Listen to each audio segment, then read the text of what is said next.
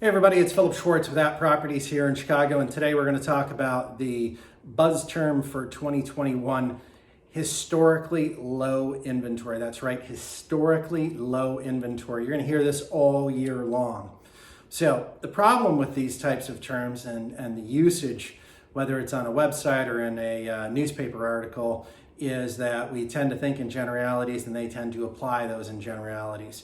In fact, if you look at all of last year as a whole, your first takeaway is probably that there were huge gains for sellers, that the inventory is incredibly low, that it's tough for buyers, and many of these things are really actually accurate. However, Chicago, much like every other place around this country and probably around the world, it's local. That's the term you want to remember. Real estate is local. So when we talk about historically low inventory, what do we really mean? What we mean is how many days will it take to sell the existing inventory? So if you're in Portage Park, 3.5 months is where 2020 started for inventory on apartment buildings, but 2.5 months is where it finished. If you're in the downtown, the number of condos available at the beginning of 2020, 6 months worth. At the end, 12 months.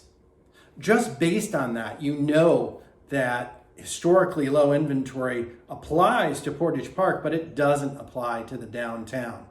So you may not have ever heard this term before, but you may eventually, especially if you're working with an expert like myself.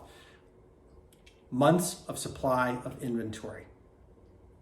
So that's the term. And what it means is how many days it would take to sell off the current inventory if no new inventory came on the marketplace. And in Portage Park, that would mean in 75 days, all the apartment buildings are sold, but it would mean almost 365 days before the loop is going to run out of condos.